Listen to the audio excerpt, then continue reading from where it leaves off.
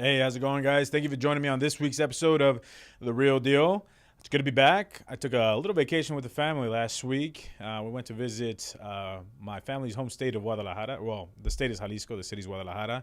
And then there's some pueblos right in the area. Very fun, very cool. But I'm definitely excited to get back and get to work. So this week we're talking about down payments. So it's a question that comes up obviously in every buyer consultation that I have with clients. They want to know, hey, I have some of my down payment. Should I use my down payment, or does it make a big difference if I put more money toward my down?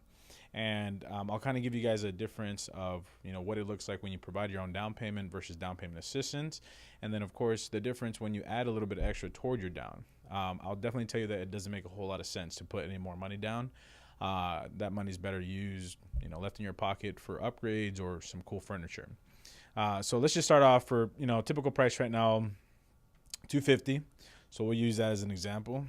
Oh, give me a second, see what's going on here. 1 second. I got like this whole man, I'm rusty. Hold on. I got some stuff going on here. Give me a second. Let me fix this all out. 1 second. Down payments. We're going to talk about down payments as soon as I can get this damn thing going. Here we go. All right. Yeah, it's still not going. It's still in the background, man. All right, so you guys are gonna have like a mini me in the back. It's okay though. All right, so we're talking about let me cover mini me, $250,000 house with down payment assistance, right? So this is the programs that are out there that provide your down payment and that will allow you to. That's it. All right, something's going on. Here it is. Perfect. Got it. All right. So we're talking about down payment assistance, right? So on a $250,000 house, right now, down payment assistance interest rates are anywhere between 5.5%. So I'm using that to give you guys an idea just to start. So 5.5% is a higher interest rate than you'd get than market value, 100%. I make that very clear with every client that I meet. I make it very clear throughout the entire process. Hey, if you take advantage of these down payment assistance programs, you are going to pay a bigger monthly payment than you would if you provided your own down payment.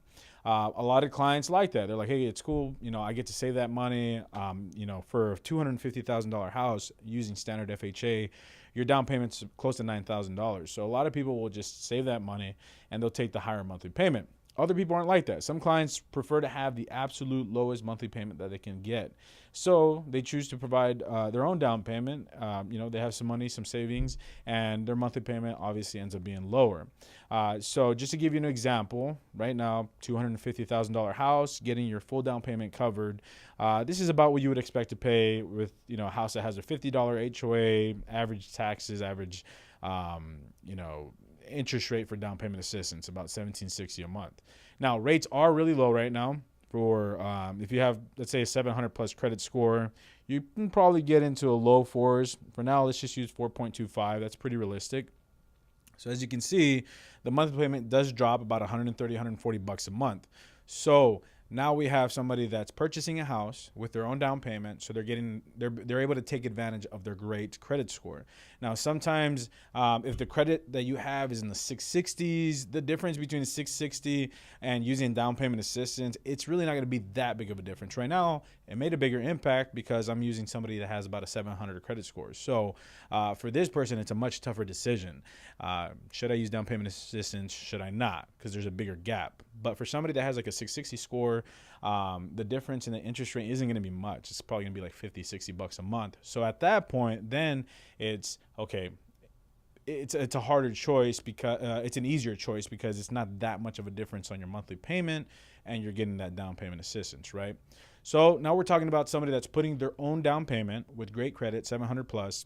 They're getting about 4.25%. Once again, that's an average. I mean, it could be lower, it could be slightly higher.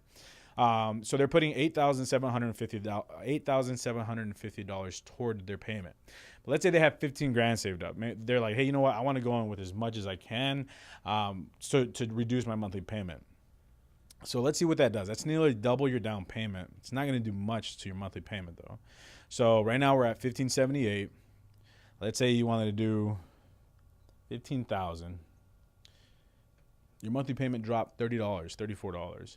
So those extra $7,000 that you have saved up, I mean, I know I appreciate your ambition. I appreciate you wanting to go in with as much as possible, but that money would be better spent on doing some updates to the house, on buying some new furniture, on maybe putting money towards a pool. So it doesn't make a whole lot of sense to put that extra money down. So I 100%, I'm a huge advocate for putting as little money down on the house as possible. Now, if you're going toward the 20% mark where you're eliminating PMI and you sold a house and you have a ton of equity, then yes, 100%. Put that money from one house to the other. You earn that equity. That equity should go from one house to the other, just like a savings account. But we're talking about, of course, first-time home buyers or buyers that have 10 to 15 grand toward their down payment. I would highly recommend just putting the minimum down, so that way you guys can have extra money to spend. As you can see, it didn't drop the monthly payment much. It dropped it down like 30 to 40 bucks. The bigger impact, the bigger difference was between using down payment assistance and not using down payment assistance. So that was just something that came up pretty frequently the last couple of days, conversation that I had. So I just wanted to make sure to put that out there. So that way, if you guys are in that process, if you guys are considering buying a house, and you guys thought about if you really need a ton of money towards your house, in reality, you really don't need much money to buy a house. If you qualify for down payment assistance, which it's very easy to qualify, you can get away with spending $350 on an inspection, $500 on an appraisal.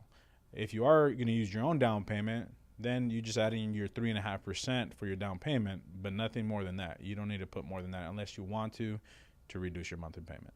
Anyway, thanks for joining me, guys, on this week's episode of The Real Deal. Look forward to coming up with a cool episode next week. You guys take care and have a safe weekend.